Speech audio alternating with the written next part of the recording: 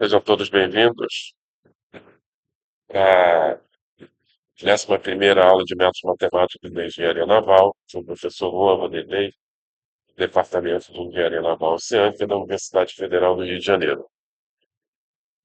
Ah,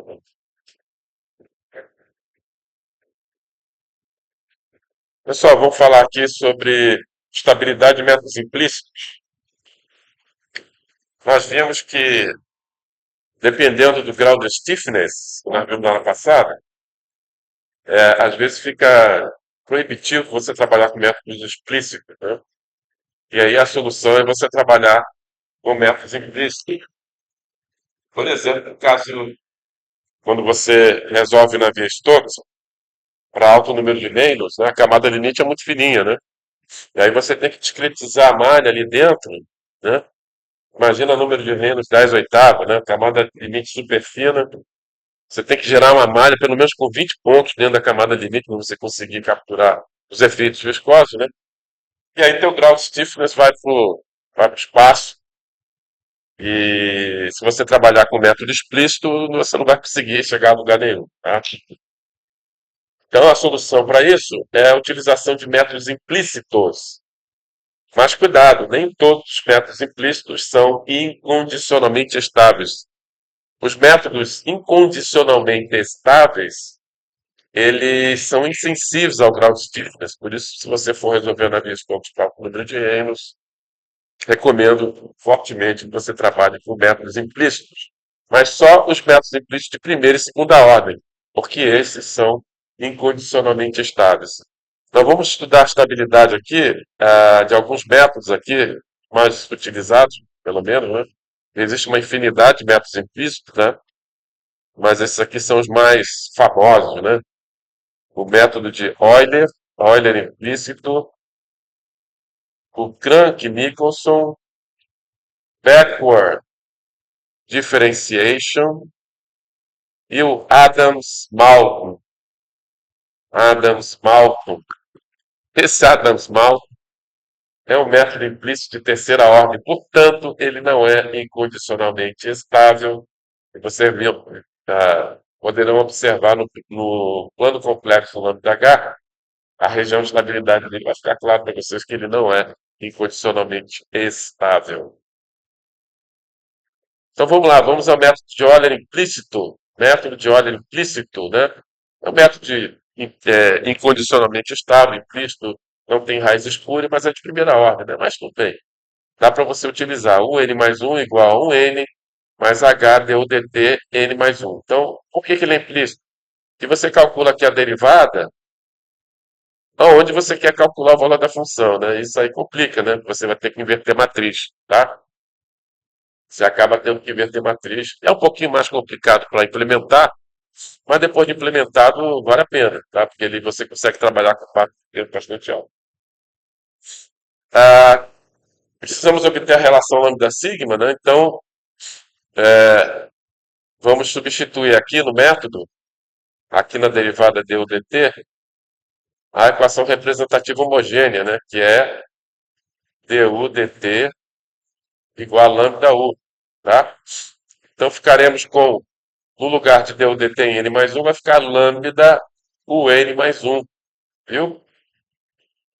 E aí, utilizando agora o operador de deslocamento, vamos escrever un mais um da forma e un, tá? Esse cara aqui simplesmente você repete. E esse cara aqui você vai reescrever da forma lambda e un, utilizando aqui o operador de deslocamento. Passando todo mundo para a esquerda, botando o n em evidência do lado direito, claro, porque P de E é um operador, né? É um operador diferencial. Então você tem que jogar a função do lado direito, não do lado esquerdo. Onde P de E vai ser igual a um menos lambda HE menos um. Está aqui o polinômio característico aqui do método de Euler implícito. Para determinar a relação lambda sigma, basta fazer P de sigma igual a zero. Fazendo P de sigma igual a zero. Fazendo P de sigma igual a zero, né? Você vai chegar a relação lambda-sigma. Tá aqui, ó. Tá? Simplesmente fazemos P de sigma igual a zero. Deixa eu dar uma olhada aqui atrás. O menos lambda HE, né? Então, o P de E, deveria ter reescrito ele aqui, vai ser, já esqueci. Oh, meu Deus do céu. O menos lambda H, o menos lambda H e menos um, tá? Tá certo? E aí você faz P de sigma igual a zero, né? Você chega que sigma vai ser igual a um sobre um menos lambda H. Beleza? Bom, e aí precisamos determinar no plano lambda H a região de estabilidade do método de Euler implícito. Então, temos que impor a condição de estabilidade, ou seja, módulo de sigma menor ou igual a um, né? Aqui está o sigma, né? Então é só substituir aqui, ó, isso aqui, ó, substituir aqui, e você vai chegar aqui, tá legal? Você vai chegar aqui, ou seja, módulo de um menos lambda h maior ou igual a um, tá? Todos viram isso?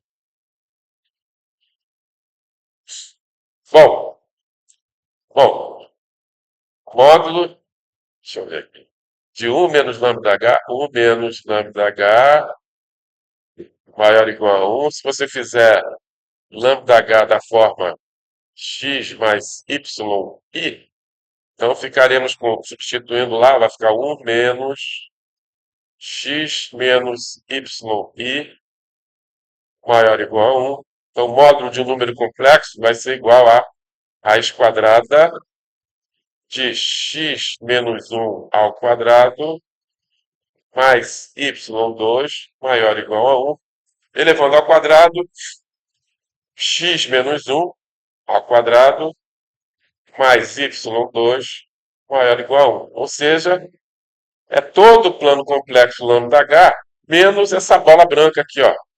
Tá legal? Menos essa bola branca aqui. Plano complexo lambda h, aqui você tem a parte real de lambda h e aqui você tem a parte imaginária. Então veja que esse método ele é sempre estável para um sistema com estabilidade inerente. Onde estão os sistemas com estabilidade inerente? Do lado esquerdo, semiplano esquerdo, tá legal? Toda essa região aqui, ó, toda essa região aqui são os sistemas com estabilidade inerente, legal? Ou seja, então veja que qualquer sistema com estabilidade inerente, veja que esse método é sempre estável, né, para qualquer sistema com estabilidade inerente, independente do passo de tempo. Independente do passo de tempo. Então veja que é um método, se você com grau, né, você deve utilizar o método de Euler implícito para resolver o seu problema. Tá legal? Que ele é insensível ao grau de stiffness. Vamos ao método Crank-Nicolson, ou trapezoidal. Tá? Então, para calcular o valor da função em n mais 1, ele usa o valor da função em 1n e as derivadas em n e n mais 1. Por isso que ele é implícito, né? Ele usa n mais 1. Ele usa a derivada n mais 1. Um pouquinho mais complicado de implementar. Você tem que implementar a inversão de matriz, tá? Mas vale a pena, tá? Embora ele seja um pouquinho mais pesado computacionalmente que o método explícito, mas ele permite você utilizar passos de tempo bem maiores que os métodos explícitos, tá? E aí, substituindo aqui, ó, a equação representativa homogênea, que é du dt igual a lambda u, substituindo aqui e aqui, botando lambda em evidência, não deveria ter colocado, você vai ficar com lambda un mais lambda un mais 1, tá? E aí, vamos eliminar tudo que tiver n mais 1, vamos eliminar utilizando o operador de locamento. Vamos reescrever o n mais 1 como sendo e o n. O n você simplesmente repete. O n aqui repete também. E o n mais 1 você reescreve dessa forma aqui, eu, N, tá? Legal? Jogando todo mundo para a esquerda, botando o N em evidência do lado direito. Se eu ver alguém colocando o lado esquerdo, eu vou tirar ponto na prova. Fonte, P de E é um polinômio característico para o método Frank-Nicholson. Ele é dado P de E igual a 1 menos meio de lambda H e menos 1 mais meio de lambda H. Tá? Para determinarmos o polinômio característico, basta você fazer P de sigma igual a zero. Você vai chegar aqui, ó, a relação lambda-sigma do método Frank-Nicholson ou trapezoidal. Ou seja, sigma vai ser igual a 1 mais meio de lambda H dividido por 1 menos meio de lambda H. Né? E no plano complexo, basta você agora substituir, ó, para você determinar no plano complexo lambda H a região de estabilidade, basta você substituir a relação lambda sigma na condição de estabilidade que você vai chegar a isso aqui, tá? E isso vai ser todo o semiplano lado esquerdo, ou seja, esse método é sempre estável com sistema com estabilidade inerente, tá? Vamos lá ver o negócio aqui, ó. O Pascoalino resolveu isso na aula passada, então não vou nem esquentar a cabeça, tá? Tá aqui a região de estabilidade aqui do método Crank-Nicholson. É todo semiplano esquerdo, ou seja, ele é incondicionalmente estável para um sistema com estabilidade inerente. Beleza? Ótimo. So far, so good. Vamos ao método backward differentiation. O backward differentiation, para você calcular o valor da função no instante n mais 1, você usa o valor da função no instante n, o valor da função no instante n menos 1 e a derivada em n mais 1. Né? Por isso que ele é um método implícito. Tá legal? Substituindo a equação representativa. Substituindo a equação representativa. Qual é a equação representativa, professor? Ainda não gravei. D ou dt igual a lambda U. Tá? Então, no lugar de o n mais 1 linha, eu vou escrever como sendo lambda o n mais 1. Reescrevendo tudo utilizando o operador de locamento, o n mais 1. Eu vou reescrever da forma e o n. Esse 4n simplesmente repete. O n menos 1, vou reescrever da forma e menos 1. O n. E o lambda o n mais 1, vou reescrever como sendo lambda e o n. Tá? Então, daqui para cá, daqui para cá, daqui para cá, daqui para cá. Jogando todo mundo para a esquerda, botando o n em evidência do lado direito. O P de E para o método backward differentiation vai ser dado por 1 menos 2 terços de lambda H e mais 1 terço de E menos 1 menos 4 terços. Tá?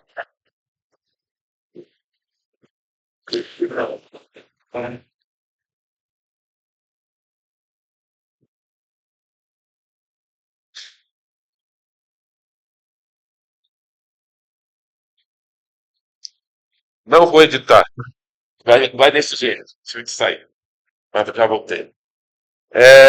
Fazendo P de sigma igual a zero. Dá muito trabalho editar, viu? Isso que eu não edito. Fazendo P de sigma igual a zero, né? Fazendo P de sigma igual a zero, você vai chegar sigma 1 e sigma 2. As relações lambda sigma. Você tem um sigma principal e ele tem raiz espúria, né? Pena, né? Backward differentiation. Ele é de segunda ordem, ele é um método de segunda ordem. O Crank-Nicholson também é de segunda ordem, tá? Então, eu acho que o Crank-Nicholson é um método melhor, né? Porque ele é de segunda ordem. E não tem raiz espúria, né? Impondo a condição de estabilidade nas duas raízes, sigma 1 e sigma 2, impondo a condição de estabilidade, vamos chegar a isso aqui, ó. Aí é mais complicado, né, para você determinar a região de estabilidade. Aí eu fiz um programinha para fazer isso e gerei aqui a região de estabilidade, tá? É todo plano complexo menos aquela bola ali, que parece um ovo, na verdade, né? Ele é meio achatado aqui do lado esquerdo, tá? Anyway, ou seja, esse método ele também é incondicionalmente estável, porque ele é sempre estável para qualquer sistema com estabilidade inerente, tá? Onde a parte real dos autovalores é não positiva, tá? Todo semiplano esquerdo. Os sistemas com estabilidade inerente eles estão localizados no semiplano esquerdo, ou seja, esse método ele é estável em todo semiplano esquerdo, portanto, ele é incondicionalmente estável para um sistema com estabilidade inerente, ou seja, qualquer passo de tempo ele é insensível ao grau de stiffness, é um bom método para resolver navier-stokes. Tá? Backward, não, agora é o Adams-Malton, o famigerado Adams-Malton, ele é implícito, dá trabalho de implementar, mas ele não é incondicionalmente estável. Tristeza, né? Então, para você calcular o valor da função em n mais um, você vai precisa do valor em 1n, a derivada em n mais um, a derivada em n e a derivada em n menos um, né? Tá? Então, vamos ver como é que fica isso aí. Vamos substituir a equação representativa, ou seja, du dt igual a lambda u, equação representativa homogênea. Então, no lugar de 5 u' n mais um, vai ficar 5 o n mais um, tá? No lugar de 8 o n' ou u'N ficaremos com 8 o n, e no lugar de u'N menos um, ficaremos com o n menos um e lambda, né? Eu botei o lambda em evidência aqui, tá? Eu botei o lambda em evidência aqui, tá bom? Na verdade, você ficar é lambda um, né? Mas eu já botei o lambda em evidência. E aí, reescrevendo tudo, utilizando o operador de locamento, no lugar de o n mais um, vou reescrever da forma e o n. Esse o n aqui você repete, tá? Isso aqui você vai reescrever utilizando o operador de locamento, vai ficar com 5 o n. Esse cara aqui repete. Esse cara aqui vai ficar e menos um, e menos um o n, tá? Jogando todo mundo para a esquerda, colocando o dinheiro em evidência. Nós vamos reescrever essa equação da forma P de E igual P de E aplicada ao N igual a zero, onde para o método Adams-Malton, P de E vai ser dado por um. Ih, rapaz, não é. Eu sempre esqueço de corrigir isso aqui, hein? Não é isso aí, não. Tá errado. Não é. Não é isso aqui. Isso aqui não tá legal. Eu ele tá igual do backward differentiation, não tá? Menos 4 terços. É, menos 4 terços, terço de E menos um. É, eu sempre percebo esse erro na transparência e nunca corrijo. Na verdade, esse não é o PG, tá? Mas aqui tá certo. Fazendo P de sigma igual a zero, fazendo P de sigma igual a zero, vamos chegar às duas raízes sigma 1 e sigma 2. Além de tudo, ainda tem raiz espúria, né? Sigma 1 e o sigma 2. Impondo a condição de estabilidade, módulo de sigma 1 menor ou igual a um, módulo de sigma 2 menor ou igual a um também, onde sigma 1 e sigma 2 são dados por isso aqui. E aí eu joguei lá no meu programinha.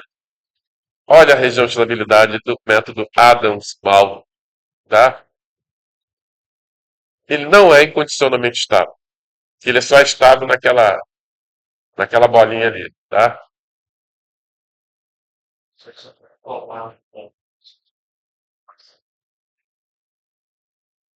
Equação. Ah, sim, sim, sim, sim.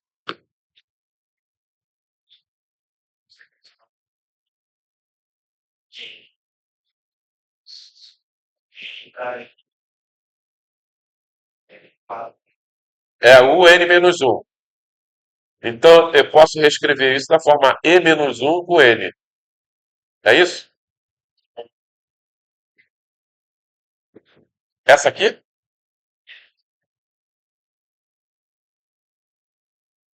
você tem estado em sala de aula, mas não, é, esse é o operador de locamento, né, cara?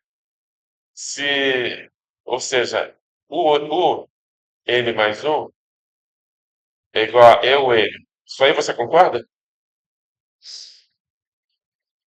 E o N menos um é igual a E menos um com N. C menos um é a expansão em série de Taylor para você determinar o valor da função à esquerda do ponto de referência. Entendeu? Então veja que ele, além de não ser incondicionalmente estável, porque para ele ser incondicionalmente estável, ele tinha que pegar todo o semiplano esquerdo. Tá? Além disso, ele é sempre instável para convecção. Ele só tangencia o eixo imaginário. Ou seja, um método implícito que não tem as vantagens, né? Não é incondicionalmente estável e é sempre instável para a convecção.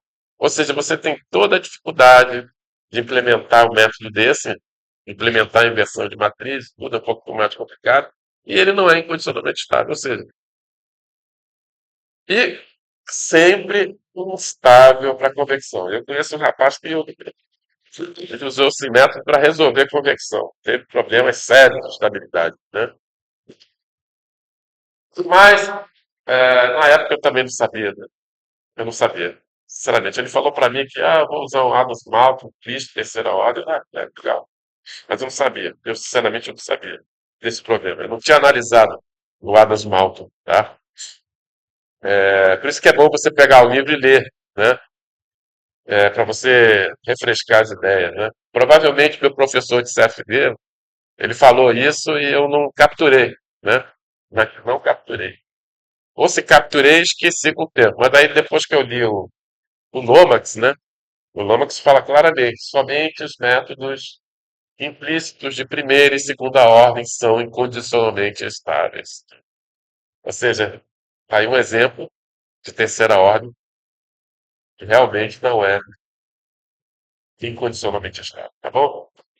Bom, pessoal, a matéria da prova vai até aqui, tá? A matéria da prova vai até aqui, certo? Aliás, a prova é sexta-feira que vem, né?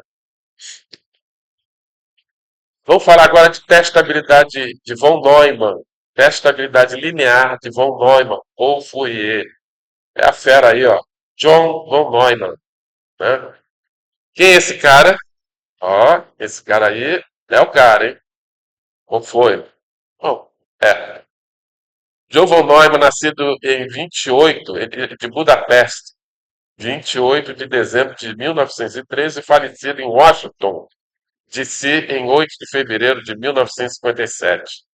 Eu nem tinha nascido. Foi um matemático húngaro de origem judaica, naturalizado estadunidense. Contribuiu na teoria dos conjuntos, análise funcional, teoria ergótica, mecânica quântica, ciência da computação, economia, teoria dos jogos, análise numérica, que é o caso aqui que eu vou mostrar para vocês, análise numérica, hidrodinâmica das explosões, estatística e muitas outras áreas da matemática. Ou seja, é o cara, né? De fato, é considerado um dos mais importantes matemáticos do século XX. Foi membro do Instituto de Estudos Avançados de Princeton, Nova Jersey, do qual também fazia parte Albert Einstein, né? Ele era amiguinho do Albert Einstein e do Erwin Panofsky, que eu não sei nem quem é. Von Neumann trabalhou em desenvolvimentos-chave da física nuclear, relacionados com reações termonucleares e com a bomba de hidrogênio. Participou também do Projeto Manhattan. Conhece? Já ouviram falar do Projeto Manhattan? Alguém já deve ter visto o filme, né? É, qual é o nome dele mesmo? Hã? Projeto Manhattan. Não, aquele. Qual é o nome daquele cara? Oppenheimer. Oppenheimer. Bem chatinho o filme, quando eu comecei a ver, bem chatinho. Ou seja, ele trabalhava lá com Oppenheimer, responsável pelo desenvolvimento das primeiras bombas atômicas. Foi professor da Universidade de Princeton e um dos construtores do ENIAC, Electronic Numerical Integrator and Computer. Foi o primeiro computador digital eletrônico de grande escala. Entre os anos de 1946 e 1953, von Neumann integrou o grupo reunido sob o nome de Macy Conferences, contribuindo para a consolidação da teoria cibernética junto com outros cientistas renomados. Von Neumann faleceu pouco depois, aos 53 anos, vítima de um tumor cerebral. Né? É. Bom, como é que funciona essa análise de estabilidade linear de von Neumann? Tá? É, é parecido com esse negócio de relação lambda-sigma, só que aqui a gente assume que a condição de contorno é periódica, tá? Que a gente trabalha com série de Fourier. Ou seja, a ideia é o seguinte: você aplica essa análise ao esquema numérico, né? Você pega, por exemplo, a equação da difusão, convecção, discretiza espacialmente, discretiza temporalmente, você tem o teu esquema numérico. E aí, você substitui essa função aqui, ó. Você substitui essa função, determina o fator de aplicação e impõe a condição de estabilidade, né? Mas por que essa função? Bom, na verdade, o que acontece? Você quer que o teu esquema numérico seja estável para qualquer sinal, né? Qualquer sinal, sinal irregular periódico, tá? Ou seja, qualquer qualquer perturbação irregular periódica, tá? E essa perturbação você pode representá-la através de uma expansão de série de Fourier, tá? Você pode expandir em série de Fourier, você pode representar esse sinal é, irregular periódico, tá? Como essa análise ela é só válida para esquemas lineares ou localmente lineares, significa que para que o teu método, o teu esquema numérico seja estável para qualquer sinal que você expandir em série de Fourier, basta que ele seja estável para qualquer termo da série de Fourier, entendeu? Por isso a necessidade do esquema ser linear, que vale o princípio da superposição. Então, se você garantir que todas as parcelas lá da expansão em série de Fourier, todas as parcelas, o teu esquema é estável, ele vai ser estável para a soma total, né, para um sinal irregular periódico. Entendeu a ideia? Então, isso aí é uma parcela da expansão em série de Fourier. Tá? Ou seja, FJKN vai ser igual a E elevado a lambda t, mais vezes E elevado a IAX, vezes E elevado a IBY. Isso aqui, obviamente, expansão em série de Fourier na forma exponencial ou complexa. Onde nós, nesse caso aí, nós discretizamos o tempo, né? Discretiza o tempo dessa forma n delta t, onde n é o índice temporal, delta t é o passo de tempo, x igual a j delta x, onde j é o índice espacial na direção x, né? E o y como sendo k delta y, onde k é o índice espacial na direção y. Como é que a gente faz essa análise? Bom, e aí você substitui essa equação, teu esquema, faz uma ligeira, singela manipulação algébrica e determina o fator de amplificação, ou seja, G igual a E elevado a lambda T mais delta T dividido por E elevado a lambda T. E impõe a condição de estabilidade, o módulo de G menor ou igual a 1. E dessa forma você consegue determinar o intervalo do passo de tempo em que essa condição de estabilidade é satisfeita. Não é legal? Isso é o que a gente realmente faz no dia a dia. Né? Esse lambda sigma, plano complexo, lambda H, isso aí é legal para você visualizar a estabilidade. Tá? Mas na prática mesmo, do dia a dia, o que a gente faz é a estabilidade linear do hormônio. Bom, vamos analisar aqui esse esquema numérico que é utilizado para resolver a equação da difusão. Como é que é a equação da difusão? du dt igual a ni d rho 2u T1, T2, tá?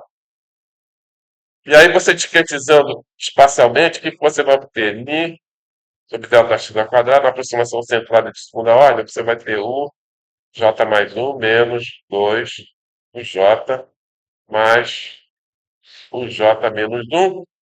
E ele utilizou o Euler explícito, né? Ele utilizou o Euler explícito, onde o n mais um j vai ser igual a o jn mais delta t du dt no instante n. É o Euler explícito, tá? Então basta você pegar essa derivada aqui, ó, já discretizado espacialmente, e jogar aqui.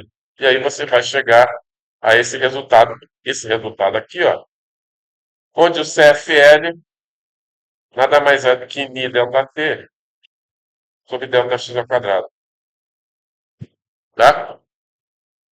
É só a gente substituir. Isso aqui vai ficar o quê? Vai ficar o jn mais um igual a o jn mais delta t vezes ni dividido por delta x ao quadrado, o j mais um menos no instante n, menos 2 o j no instante n mais o j menos um no instante n. Tá vendo? Esse cara aqui é o CFL, tá bom? Então queremos saber qual o intervalo do CFL. Veja que o CFL nada mais é que um passo de tempo adimensionalizado pela difusividade térmica, né, e pela discretização da malha. Tá legal? Então queremos saber o intervalo do CFL onde esse método vai ser estável. Vamos fazer análise linear, análise de estabilidade linear de Von Neumann. Então vamos substituir essa equação aqui, que nada mais é que uma parcela da expansão de série de Fourier, uma parcela genérica, né? Então, o Jn vai ser igual a E elevado a lambda n delta t vezes E elevado a I a J delta x. Onde I aqui, gente, é a raiz de menos um, tá? Raiz de menos um. Então, vou substituir aqui. Então, no lugar de o Jn mais um, isso vai ficar como E elevado a lambda n mais um vezes E elevado a IAJ delta x. Mera substituição. Viram isso? Viu? Viu, Mariana? Viu? No lugar de o Jn, substituindo, vai ficar E elevado a lambda n delta t vezes E elevado a IAJ delta x.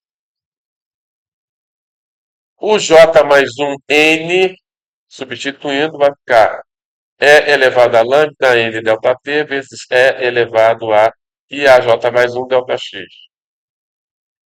No lugar de o Jn, novamente, vai ficar E elevado a lambda n delta t vezes E elevado a IAJ delta x. E no lugar de o J menos um n, substituindo, fica E elevado a lambda n delta t vezes E elevado a IAJ menos um delta x. Alguma dúvida, pessoal? Como fazer essa substituição? Não? Aí o que eu vou fazer? Dividindo toda a equação por E elevado a lambda n delta t vezes E elevado a IAJ delta x. Eu vou pegar todo mundo e dividir por E elevado a lambda n delta t vezes E elevado a IAJ delta x. Viram isso?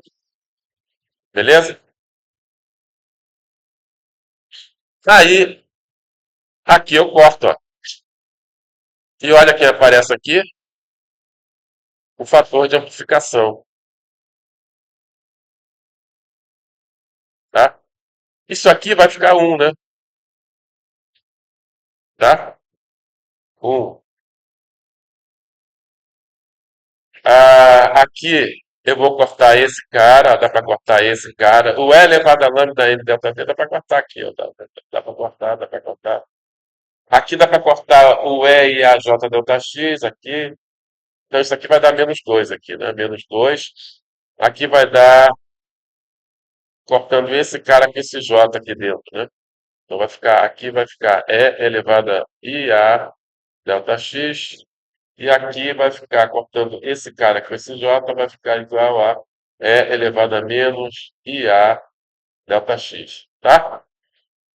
Então, dentro do parênteses vai ficar E elevado a IA delta X menos 2 mais E elevado a menos IA delta X.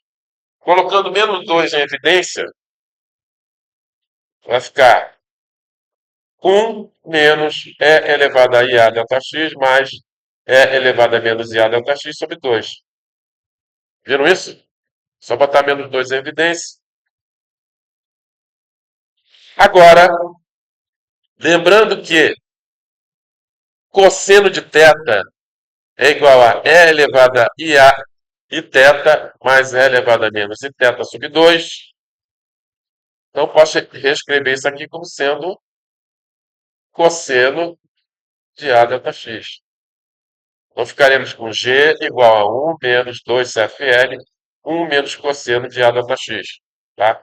Lembrando que 2 seno ao quadrado de θ é igual a 1 menos cosseno de 2θ.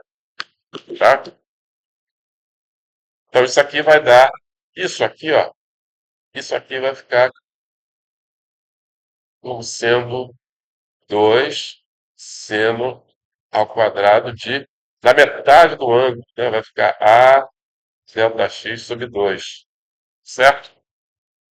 E aí, multiplicando esse 2 por esse 2 aqui, ficaremos com G igual a 1 menos 4 CFL seno ao quadrado de A delta X sobre 2. Bom, pessoal, tem que saber trigonometria, né? Aí o pessoal, pô, métodos matemáticos é difícil. Não é se você souber trigonometria e álgebra, né? Tá ligado? Se você souber trigonometria e álgebra, é obrigação, né? De alguém que está fazendo engenharia, né? Na federal, você vai achar métodos matemáticos muito fácil. Impondo a condição de estabilidade, impondo a condição de estabilidade, tá? Ficaremos com módulo de 1 menos 4CFL seno ao quadrado de A delta x sobre 2 menor ou igual a 1, tá? Então, se módulo de x é menor ou igual a 1, significa que x é maior ou igual a menos 1 e menor ou igual a 1, né? Tá? Isso se o x for real, tá? Então, ficaremos com 1 menos 4 CFL seno ao quadrado de A delta x sobre 2 maior ou igual a menos 1, menor ou igual a 1, tá?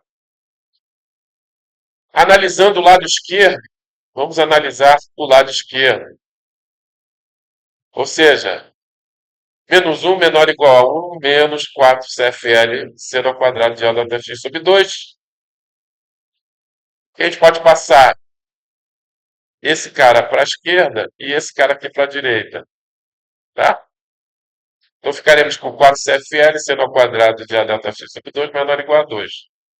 Dividido por 4, CFL seno ao quadrado de A delta x sobre 2 menor ou igual a meio.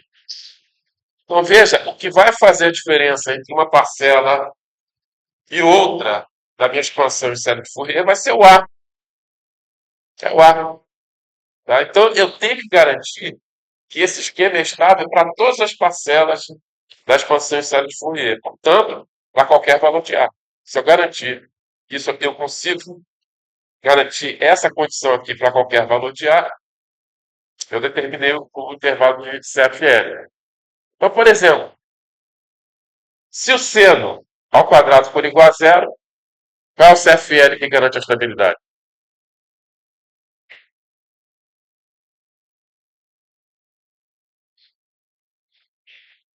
Hã? Não. Se seno ao quadrado é igual a zero, se seno ao quadrado de A delta x sobre 2 for igual a zero, qual é o CFL para a estabilidade? Qualquer. Qualquer. Qualquer. Se seno ao quadrado de A delta x sobre 2 for igual a meio,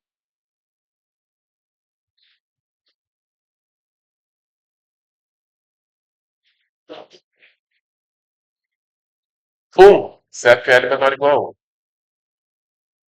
Se seno ao quadrado de A delta x sobre 2 for igual a 1,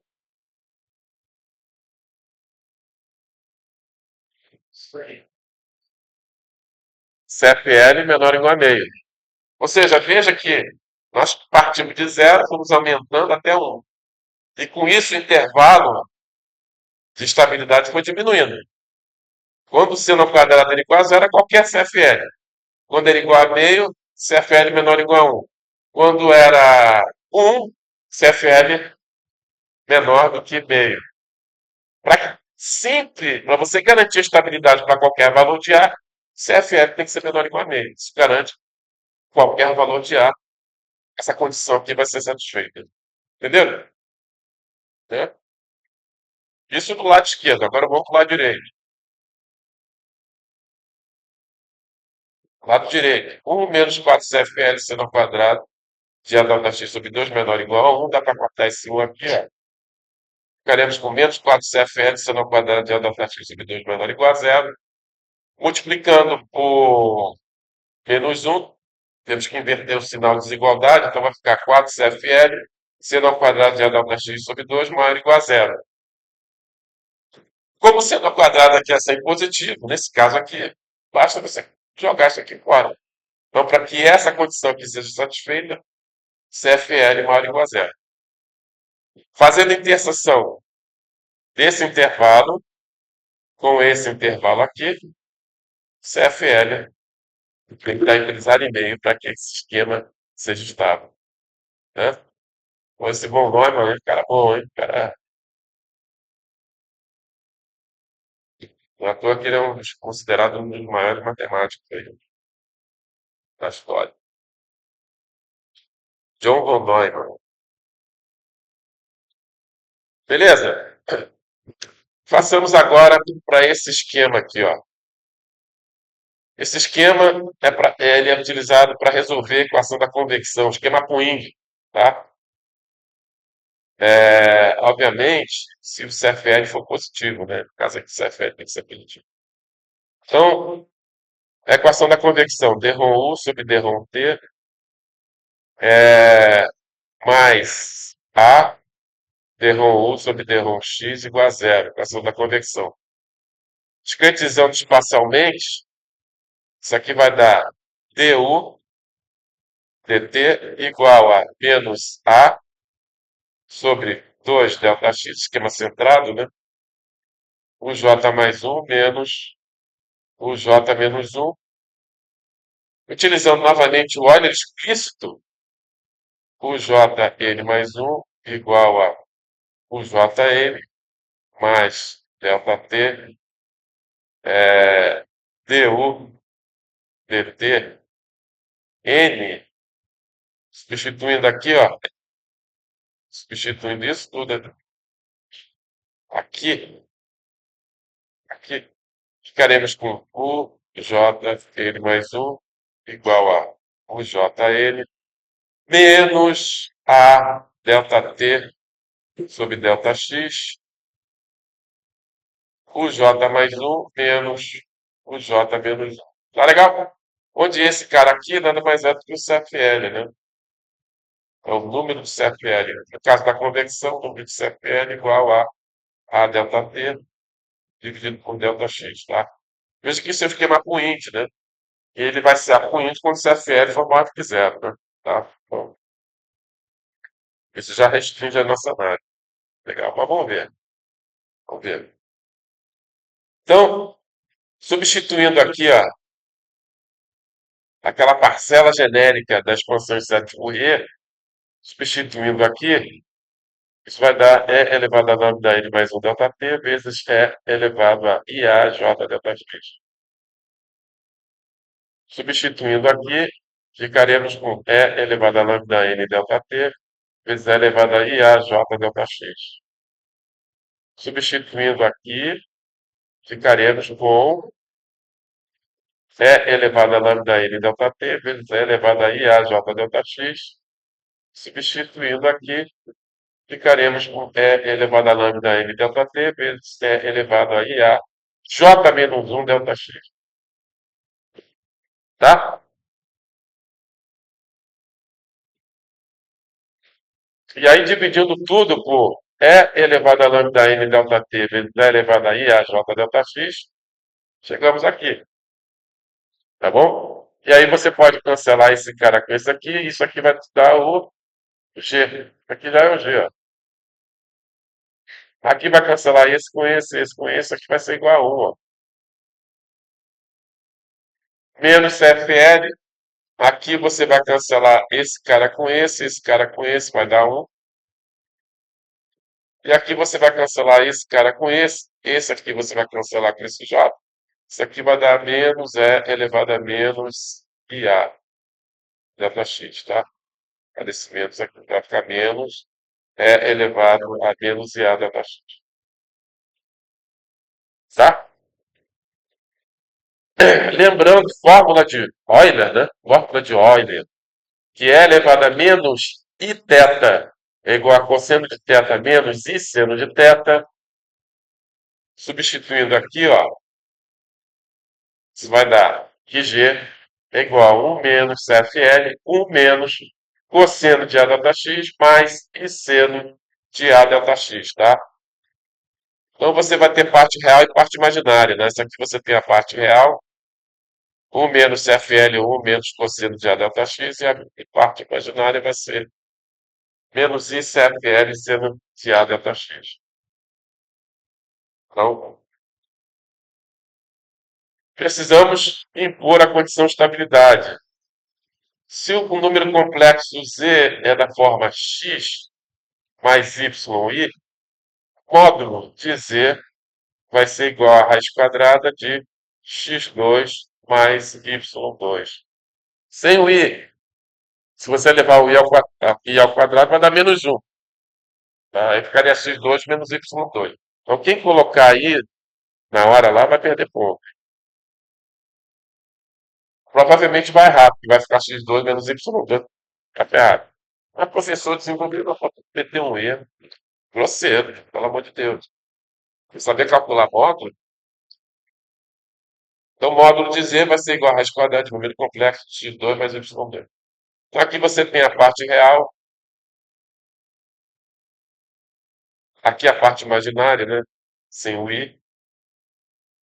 Então, o módulo de g vai ser raiz quadrada de 1 menos CFL, 1 menos cosseno de A delta x ao quadrado, mais CFL ao quadrado, seno ao quadrado de A delta x menor ou igual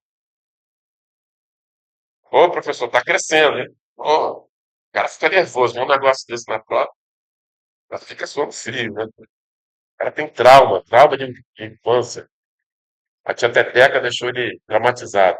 Eleva ao quadrado. Então vai ficar elevando ao quadrado. Vai ficar isso aqui, ó. 1 menos CFL, 1 menos cosseno de A delta x ao quadrado, mais CFL ao quadrado, seno ao quadrado de A delta x menor ou igual a 1. Desenvolvendo essa potência aqui, ó. Lembrando que A menos B ao quadrado. Tem gente que erra isso aqui, hein? A2 menos 2AB mais B2. Pô, método de matemática é muito difícil. É difícil, mas só você sabe um pouco de álgebra. Vai ficar 1 menos 2CFL, 1 menos cosseno de A delta x, mais CFL ao quadrado, 1 menos cosseno de A delta x. Mais seno ao quadrado de A delta x menor ou igual a 1. Pô, professor, o negócio está ficando... Calma, se desespera. Coisa não é tão complicada como você pensa. Ó, corta o 1 com esse 1 aqui, ó. Então ficaremos com menos 2 CFL, 1 menos cosseno de A delta x, mais CFL ao quadrado, 1 menos cosseno de A delta x ao quadrado, mais CFL ao quadrado.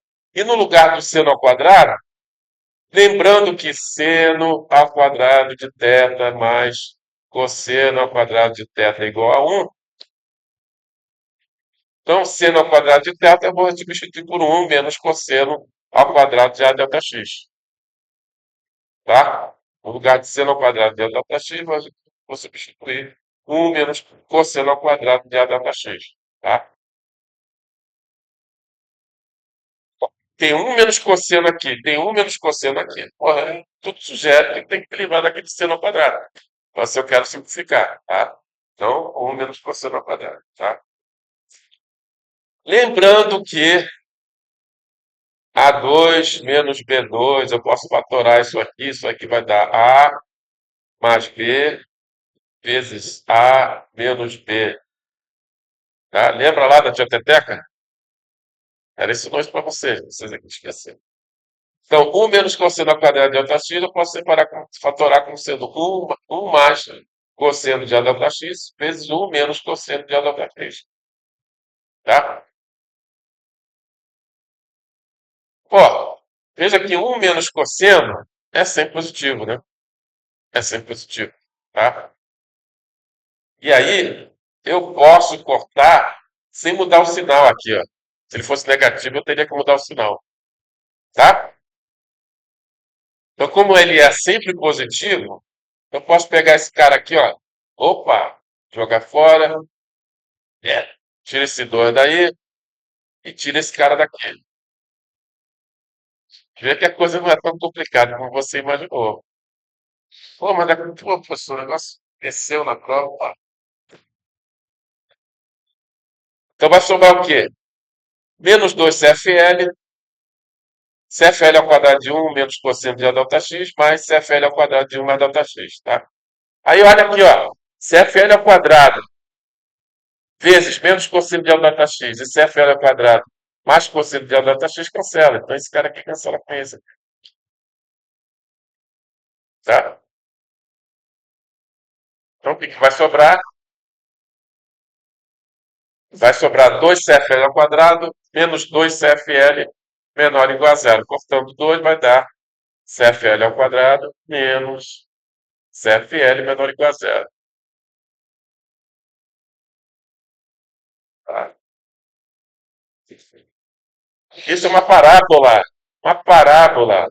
Ó, já desenhei a parábola aqui para vocês. Ó. É uma parábola que corta o eixo x em zero e em 1. Como eu quero que seja menor ou igual a zero, veja que o sinal do CFL ao quadrado é positivo.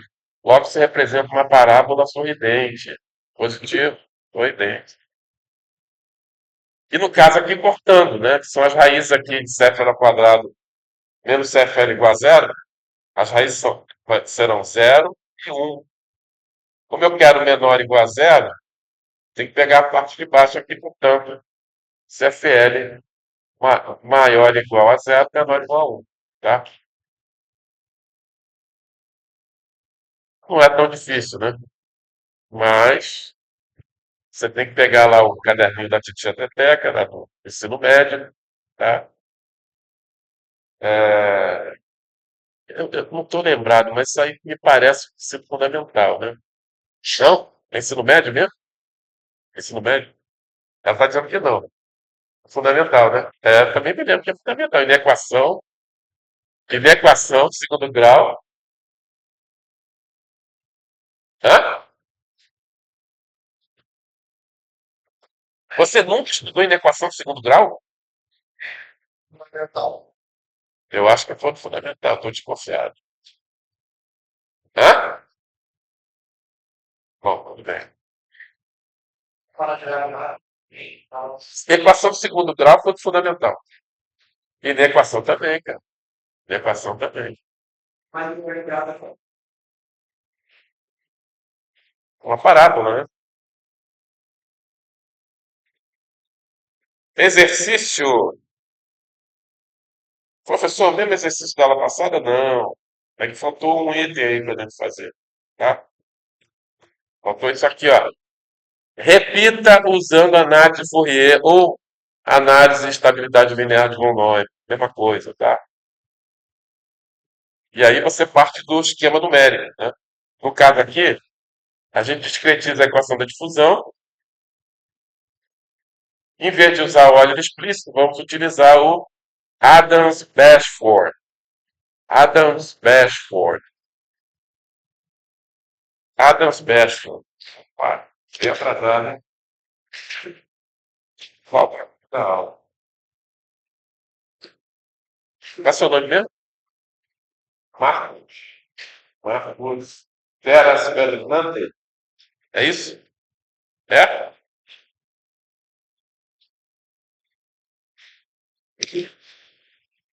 Basta você substituir essa equação,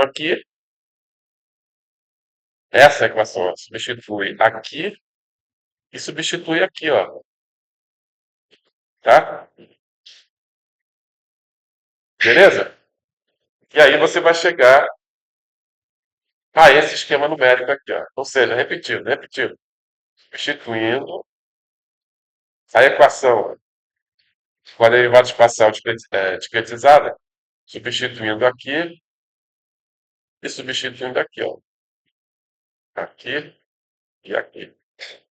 E aí, no lugar de aqui dentro, aqui vai ficar, no lugar de 3 o n' vai ficar, já botando o ni sobre delta x ao quadrado em evidência, né? Ni sobre delta x ao quadrado em evidência, vai sobrar dentro das chaves, colchete, tipo, 3 vezes o j mais um n menos 2 o jn mais o j menos um n, esse cara aqui, né? E desse cara aqui vai ficar lá dentro o j mais um n menos um, tá?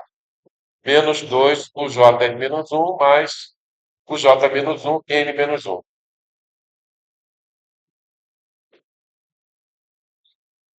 Enxergou, Sara? Chegou? E aí esse cara aqui, ó, unir delta t dividido por delta x ao quadrado é o nosso CFL, né? Da equação de difusão, tá? Então tá aqui nosso esquema numérico. Negócio de equação diferencial, concretizou espacialmente, concretizou temporalmente. Aí, no esquema numérico, é aí que eu vou aplicar análise linear, análise de estabilidade linear de monótono, tá? Ou seja, eu vou substituir essa equação aqui, ó. Essa equação, substituindo essa equação. Boa questão para a prova, hein? Boa questão para a prova. A P2, né? Então, no lugar de UJN mais um, ficaremos com. Vai cair na P2, vai cair na P2. Não vai se livrar, não, sabe? Vai ficar E elevado a lambda N mais um delta T, vezes E elevado a IA J delta X, tá? Esse cara vai dar nisso aqui. Esse cara aqui, ó. Esse cara aqui, ó. Esse cara aqui vai dar E elevado a lambda N delta T, vezes E elevado a IA J delta X. Então, esse cara vem para cá. O negócio está crescendo. Sim, estou ficando com medo. O J mais um N vai ficar E elevado a lambda N delta T vezes E elevado a IA J mais um delta X. Esse cara vem para cá. Esse cara aqui, o Jn, vou substituir, é elevado a lambda N delta T vezes E elevado a IA J delta X, tá? Esse cara aqui vai dar isso aqui, ó. Ou seja, o J menos um N vai dar E elevado a lambda N delta T vezes E elevado a IA J menos um delta X. Substituindo aqui, no lugar do J mais um N menos um, vai dar E elevado a lambda N menos um delta T vezes E elevado a IA J mais um delta X. Esse cara, vou dar a volta aqui por cima para não usar as linhas. Esse cara vem para cá. No lugar de o Jn menos um, aqui vai ficar E elevado a lambda N menos um delta T vezes E elevado a IA J delta X, por baixo agora. Aqui. E esse cara aqui, agora não tem jeito, tem que cruzar as linhas aqui. O J menos um N menos um vai ficar E elevado a lambda N menos um delta T vezes E elevado a IA J menos um delta X. Entendi. Agora eu tenho que...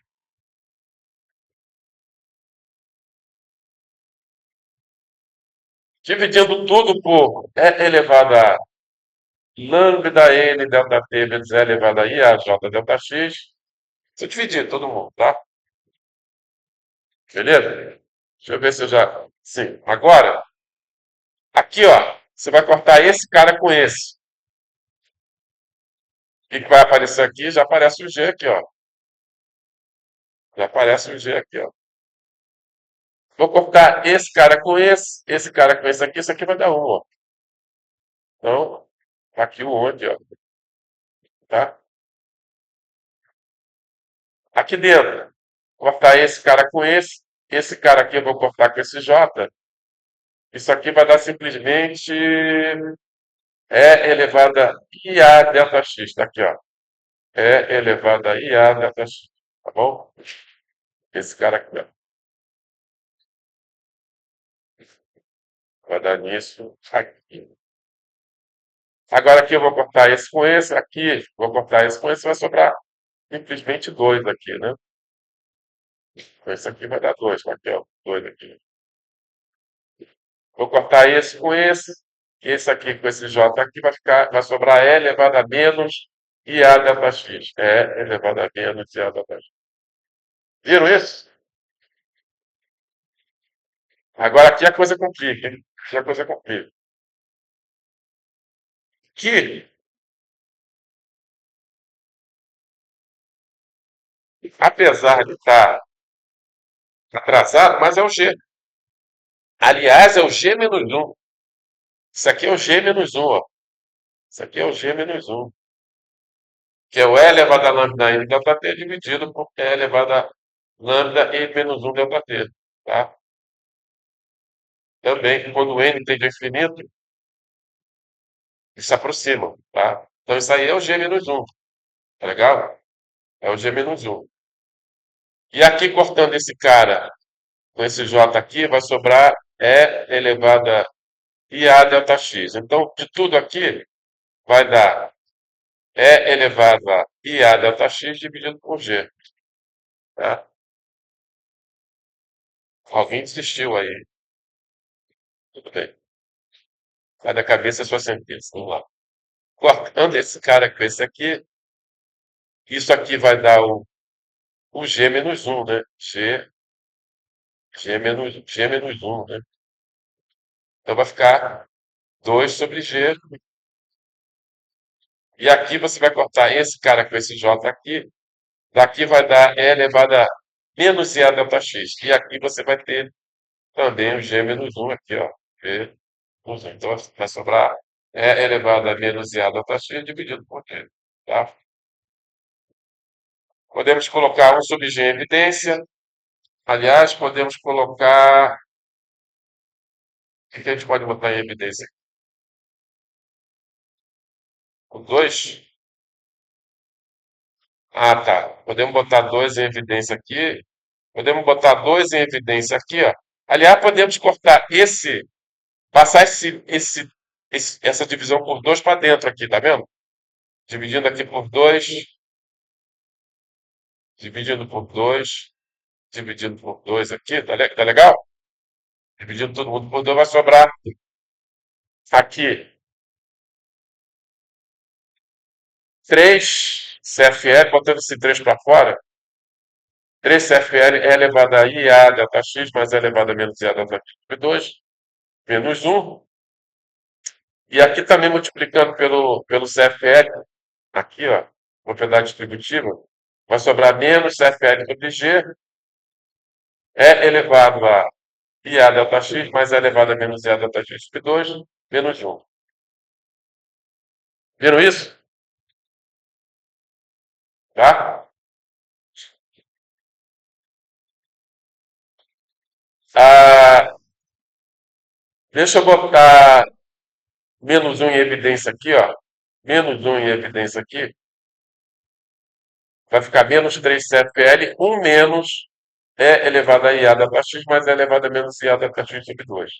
Colocando menos um em evidência aqui também, ó, vai ficar mais CFL sobre G, 1 menos E elevado a IA delta X, mais E elevado a menos IA delta X sobre 2.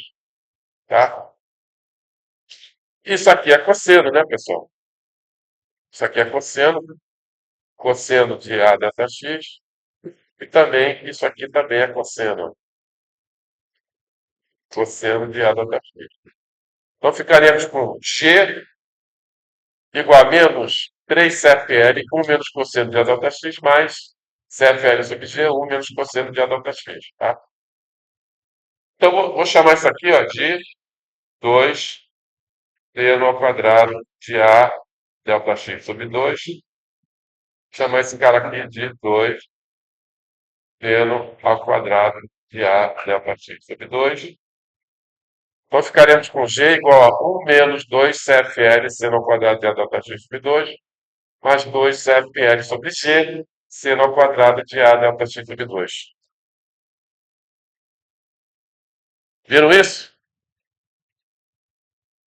Olha, não mente, não mente, não mente. Vocês estão com cara de interrogação aí. Chamando de beta CFL seno ao quadrado de A delta x, eu posso reescrever esse cara aqui dessa forma aqui, ó. G igual a 1 menos 6 beta mais 2 sobre G beta.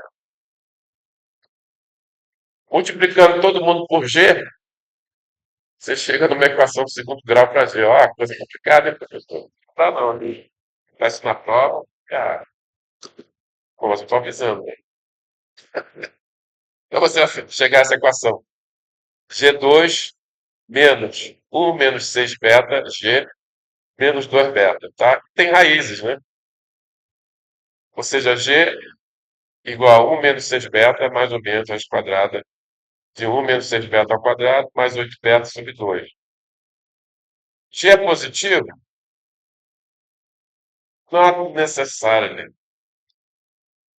Está analisando, deixa eu ver aqui.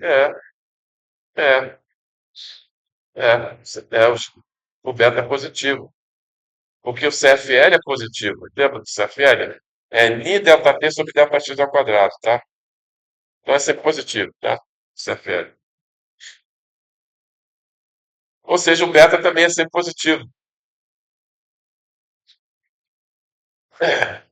É, ou seja, a raiz menos vai te dar um G negativo.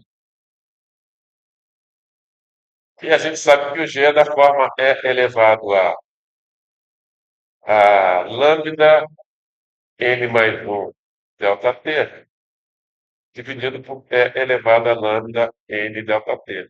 Tá? Ah, portanto, positivo, né? Sempre positivo. Tem jeito. Tá? Então, o sinal de menos aqui a gente vai ter que jogar fora, tá? E não interessa pra gente. Não interessa o sinal de menos. Então, o G vai ser igual a 1 menos 6 beta mais raiz quadrada de 1 menos 6 beta ao quadrado mais 8 beta dividido por 2. Tá? Bom, impondo a condição de estabilidade, módulo de G menor ou igual a 1, tá? Abrindo o módulo, lembrando que módulo de x menor ou igual a 1, x, se x é real, né? Maior ou igual a menos 1, menor ou igual a 1. Então temos que 1 menos 6 beta mais raiz quadrada de 6 beta ao quadrado mais 8 beta sobre 2, maior ou igual a menos meio, maior ou igual a menos 1, menor ou igual a 1. Analisando o lado direito, tá? Analisando o lado direito. O que eu fiz aqui? Possivelmente eu joguei esse cara aqui multiplicando e joguei esse cara aqui para a direita, né? Então vai sobrar raiz quadrada de 1 menos 6 beta ao quadrado mais 8 beta menor ou igual a 1 menos mais 6 beta, tá? Então beta é positivo. Então o lado esquerdo é positivo e o lado direito é positivo, tá? Então você pode levar ao quadrado sem problema, sem se preocupar com o sinal de desigualdade, tá? Então elevado ao quadrado, vai lá, desenvolvendo essa potência aqui, ó, você vai chegar a isso aqui, desenvolvendo essa potência aqui de 2, você vai chegar a isso aqui. Dá para cortar alguma coisa? 36 beta dá para cortar. Hã? O 1 também, né? Passando esse menos 12 beta para a direita, vai ficar 12 beta maior ou igual a zero, né? Ou seja, beta maior ou igual a zero. Aqui, ó, beta maior ou igual a zero. Agora, do lado esquerdo é um pouquinho mais complicado. né? Então, passando esse cara para cá, multiplicando, jogando esse cara aqui para a direita, eu vou ficar com raiz quadrada de um menos 6 beta ao quadrado, mais 8 beta maior ou igual a menos 3 mais 6 beta. Ou seja, esse cara aqui pode ser negativo, hein? Esse cara da direita aqui pode ser negativo. Aí você tem que tomar cuidado na hora de levar ao quadrado. Mas, só para facilitar a nossa vida aqui, eu sei que o sinal de maior ou igual vai dar uma inconsistência, tá? Vai dar um resultado meio que tá legal? Acho que não me engano, não me lembro exatamente. Mas você vai chegar num resultado inconsistente, tá? Se você não inverter o sinal, tá? A gente pode até fazer aqui, vou fazer aqui para você não dizer que eu estou mentindo. Vai ficar menos 12 beta. Sempre que eu faço esse tipo de coisa aqui no PA, 36 beta ao quadrado, maior ou igual, maior ou igual, sem inverter o sinal, tá? Menos 3 mais 6 beta. E aí, como é que fica isso aqui? Vai ficar 30 beta ao quadrado. Deixa eu ver aqui, vai ficar menos 18 beta. Hã? Mais 4, né? Deu isso aí?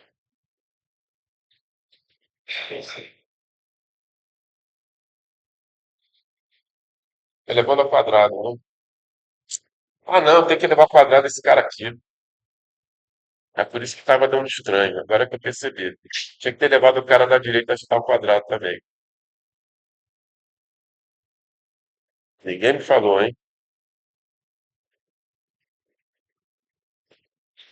É,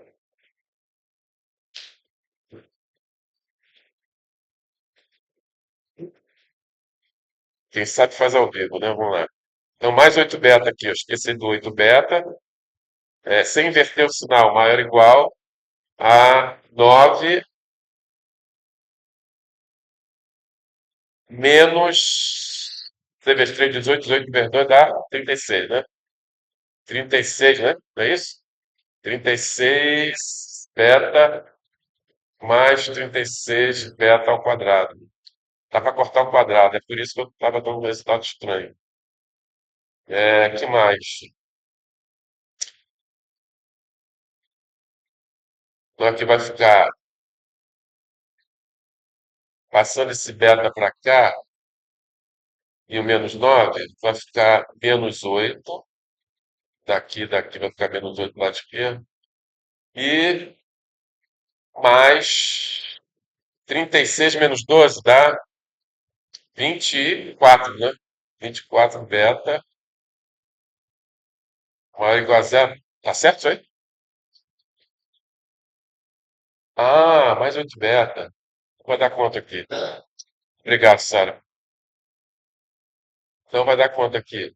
Mais 32, né? Vai dar 32. 32 beta. Aqui. Faltou mais alguma coisa? Não, né? Maior ou igual a zero. Então, 32 beta maior ou igual a 8. Beta maior ou igual a 8 sobre 32. Né? Quanto é que dá 8 sobre 32? Acho que dá dividido por 4. Dá um quarto isso aí. Dá um quarto, né? Beta maior ou igual a um quarto. Tá?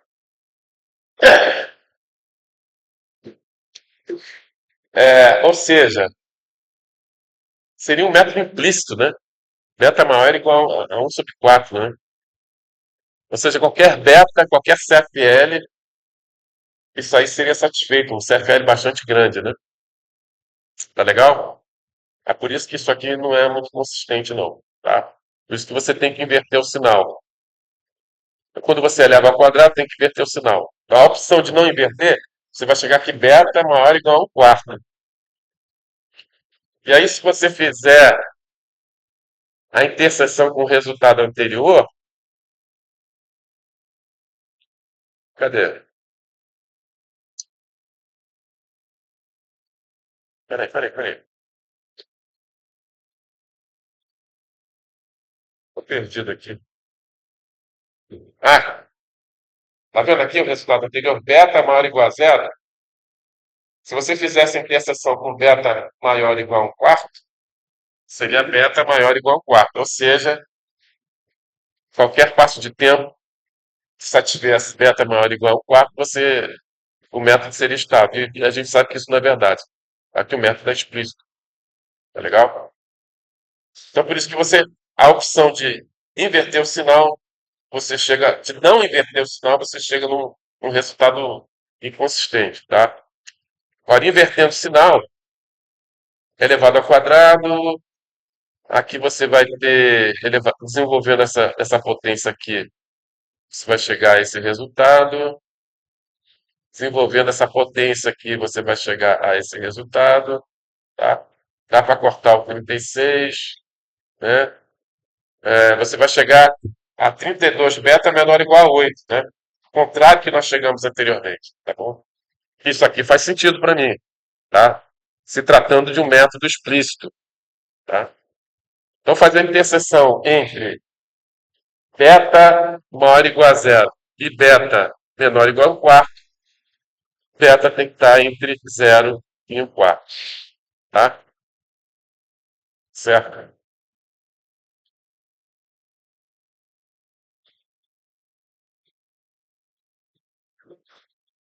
Ou seja, lembrando que beta é igual a CFL seno ao quadrado de A delta x sobre 2, então CFL seno ao quadrado de A delta x sobre 2 tem que ser maior ou igual a zero, menor ou igual a um quarto, tá? É, ou seja, fazendo aquela análise que nós fizemos, se seno ao quadrado for igual a zero, qualquer CFL satisfaz. Qualquer CFL satisfaz. Se for igual, se seno ao quadrado for igual a meio, né? Aí CFL teria que estar entre zero e meio, tá? Se seno ao quadrado, né, for igual a um,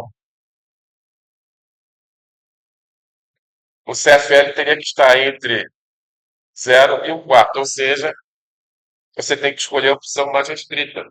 Tá? E isso garante que isso aqui vai ser sempre satisfeito. Tá? Se CFL tiver entre zero e um quarto, isso aqui vai estar sempre satisfeito para qualquer A. Percebeu? Concorda comigo? Entendeu isso aí? Tá? Entendeu, Matheus? Percebeu? Tá? Perceberam que isso aqui não faz sentido? Perceberam que isso aqui não faz sentido? Tá? Ok. Inclusive, nós chegamos a esse resultado aqui na aula passada. Foi? Nós analisamos lá a relação lambda-sigma, módulo de sigma menor ou igual a zero, lembra disso? Nós chegamos a esse mesmo resultado. CFL entre zero e um quarto. Não lembro disso. Já esqueceram. Tá bom. Ou seja, tanto você analisando relação lambda-sigma, como fazendo a análise da habilidade linear de von Neumann, a gente chegou ao mesmo intervalo do CFL. Tá? Então, só que na prática, realmente, o que você faz no dia a dia, né, você faz a análise de estabilidade linear de von Neumann. Tá? Você pega o teu esquema numérico e joga lá aquela equação e determina o fator de amplificação, impõe a condição de estabilidade, você chega rapidamente ao intervalo de estabilidade. Tá? Ele é mais prático de você fazer.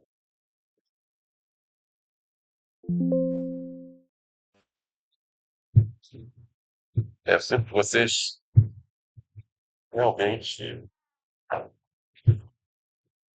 Só queria. Rapaz, tá vendo, ô Marcos? O negócio cai aqui, não tem jeito. A gente tá. Eu queria. Vamos dar uma olhada aqui no exercício da aula que vem, métodos matemáticos, aula 12. Aula 12. Vamos lá ver o exercício.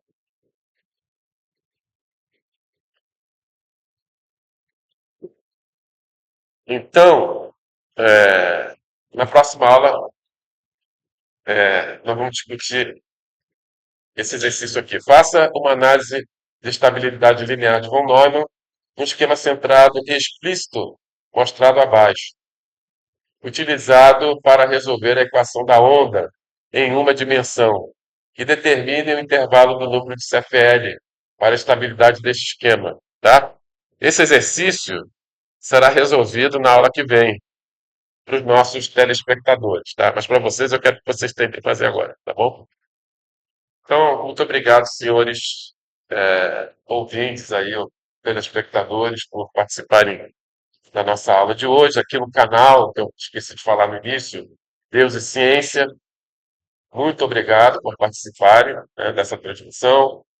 E na quarta-feira que vem, na sexta-feira, né, nós vamos falar sobre métodos de relaxação.